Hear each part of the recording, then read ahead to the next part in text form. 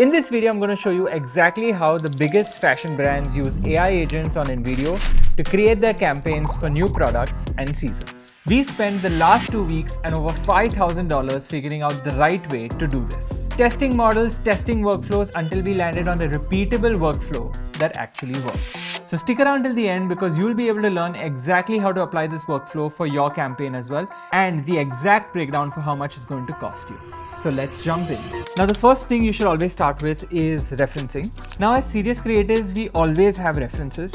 There's a pose from one shoot, there's a lighting from another, framing from a third. That's just how we brief. Now, AI has always made multi-referencing super hard. It ignores most references that we give it, it blends all of them into one mush, or it just picks up one reference wholesale and ignores everything else. And the moment we start working frame to frame, even handling the files and managing the references becomes an entire task on its own.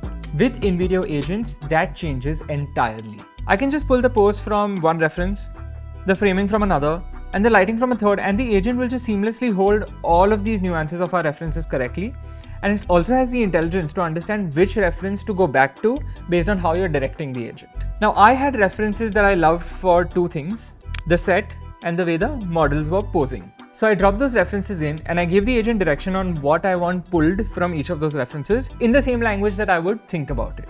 It was less about make it like this, it was more like I want the depth structure from this one. And the agent is just smart enough to decode that and pull exactly the element that I'm pointing at. It came back with what became one of the visual codes of the whole campaign.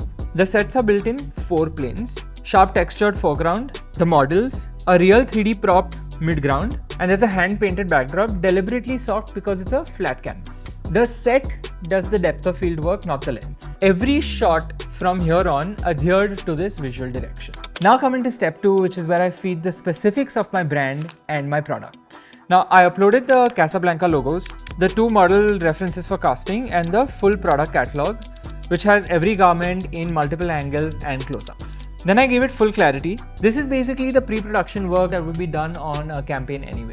I just handed all of it to the agent the way I'd hand it to a team member. There's an American beach club at dusk. Every set is a stage with hand-painted backdrop.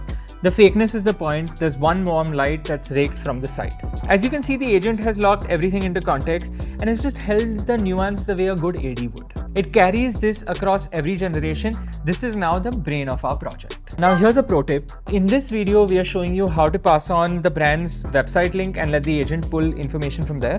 This works for a lot, except for the actual clothes. Now always upload actual shots of your products. You want to upload close-ups, multiple angles for every garment. Anything pulled from elsewhere just risks the fabric details going wrong. With that, it is now time to build the cast. Now by now, the agent had everything. It had the references, it had the brief, it had the visual codes. So I just asked it to start building the characters. It came back with character sheets. There's full turnarounds, there's front, 3/4, back. Basically, you want to lock character consistency right in the beginning. Now the agent named the characters, generated the sheets. It held the same face across every panel. You pick the ones you like and the agent stores them in memory, and your face is now never going to drift throughout the campaign. Now that our characters are locked, let's get into locking our locations. There were 5 shot setups from the brief.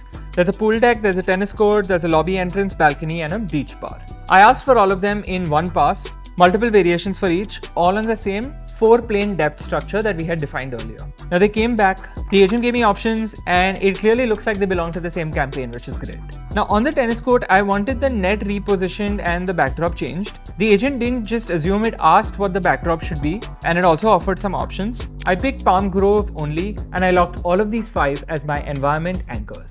Now that everything's locked in, let's go ahead and create our shot breakdown. Invideo gives you granular control over each step, and the shot breakdown is where it starts. What you can see is that the agents come back with a proper detailed shot breakdown, and this looks exactly like the one that I'd built on an actual shoot. Shot number 1 was about Marco on a pool deck, white linen shirt, 3/4 from a low angle, dusk light raked from camera right. Shot 2 was Lena on a tennis court, knit polo and pleated skirt, and it's a mid shot leaning into the net post. There were 10 shots across 5 sets, which is 2 per set.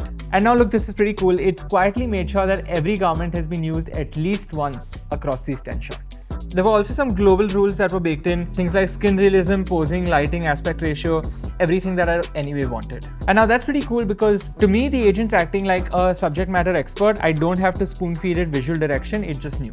Now before hitting generate on any of my shots, there's one thing that I would recommend you do. Always probe one shot before you commit to all of them. So you want to see everything in full frame, all of the elements in it. There's character, garment, set, skin, pose. Just make sure the system is holding up. I probed Marco on the tennis court. As you can see, the agent landed it perfectly. So then I asked the agent to generate all of my shots from the list. This way it worked through every shot on its own and I just had to review it and approve. Here's a pro tip. When the agent is executing multi-step workflows like this, it might just be super convenient for you to review and approve on the Invideo mobile app. You set it running on your laptop, you go away, have lunch, have coffee, and you can just review and approve on your phone. I'll drop a link for you to download the app in the description below. Now this is a step where I will show you how you can breathe life into your campaign. So far, I already had my 10 shots for the lookbook set in, but I wanted to try and generate something that's more interesting and something that's a little more aesthetic to take this lookbook to the next level. So I just talked to the agent the way I'd maybe call shots on a real set.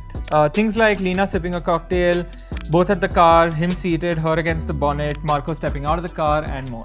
And it came back with some brilliant shots. Last but not the least, as you can see, I also asked it if I was missing shots for a proper European editorial. It actually pushed back. It said no product still lifes, nobody seated or reclined. It ranked what would hit hardest. I told it to build them. And that's the layer that turned this from just a regular lookbook to an actual great looking campaign. Now coming to the most useful unlock for how you can use multiple AI agents to speed up your workflow. Now Agent 1 lets you run tasks in parallel. So as you lock shots, you can start parallel agent to start animating them. As I lock stills on the first agent, I handed them straight to a second one to animate, one generating motion while I was still creating images on the first one. There were some rules for the video agent. The subject stays still, the world moves around them. Slow camera, one small gesture at a time. I also wanted an aliveness layer, which is hair in the heat, palm shifting, light drifting across the skin. Now, as you can see, the first clip came back with the model frozen stiff. I realized that my rule was the problem. Stillness was too literal, so I clarified.